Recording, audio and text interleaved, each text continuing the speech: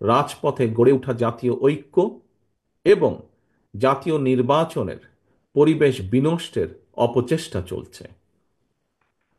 জাতীয় ঐক্য এবং জাতীয় নির্বাচনের পরিবেশ বিনষ্টের চক্রান্তের বিরুদ্ধে আমি আজ দেশের কৃষক শ্রমিক জনতা, আলেম ওলেমা, পীর মাশায়েখ তথা সকল শ্রেণী পেশার মানুষকে, আপনারা আজ এখানে যারা উপস্থিত হয়েছেন, আপনাদের প্রত্যেকের মাধ্যমে তাদেরকে সতর্ক থাকার আহ্বান এবং অনুরোধ জানাই।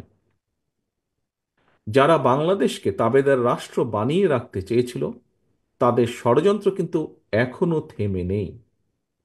সংস্কার কিংবা স্থানীয় নির্বাচন, এসব ইস্যু নিয়ে জনগণের সামনে এক ধরনের ধূম্র জাল সৃষ্টি করা হচ্ছে।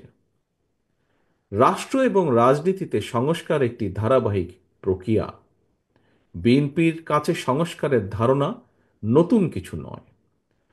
সরকারে কিংবা বিরোধী দলে বিএনপি যখন যে অবস্থানেই দায়িত্ব পালন করেছে, জনগণের আকাঙ্ক্ষাকে ধারণ করে সময়ের পরিপ্রেক্ষিতে সব সময় রাষ্ট্র, সরকার ও রাজনীতিতে প্রয়োজনীয় সংস্কার করেছে বিএনপি এবং করার চেষ্টা অব্যাহত রেখেছে।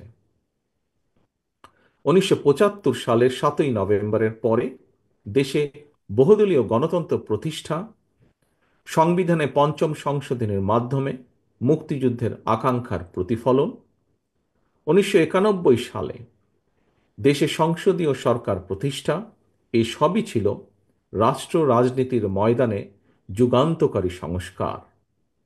এছাড়াও বিভিন্ন মেয়াদে রাষ্ট্র পরিচালনার দায়িত্বে থাকাকালে বিএনপি সরকার স্কুল কলেজে বিনা বেতনে মেয়েদের শিক্ষার সুযোগ সৃষ্টি, রাষ্ট্র ও সমাজে মুক্তিযোদ্ধাদের যথাযথ মূল্যায়ন নিশ্চিত করতে মুক্তিযুদ্ধ মন্ত্রণালয় প্রতিষ্ঠা, বিশ্বের তথ্য প্রযুক্তির সঙ্গে তাল মিলিয়ে বাংলাদেশকে প্রস্তুত রাখতে বিজ্ঞান এবং তথ্য প্রযুক্তি বিষয়ক মন্ত্রণালয় প্রতিষ্ঠা, প্রবাসী বাংলাদেশিদের কল্যাণ নিশ্চিত করতে প্রবাসী কল্যাণ ও বৈদেশিক কর্মসংস্থান মন্ত্রণালয় প্রতিষ্ঠা, এগুলোই ছিল সবগুলোই ছিল রাষ্ট্র ও সরকারে কয়েকটি গুরুত্বপূর্ণ সংস্কার।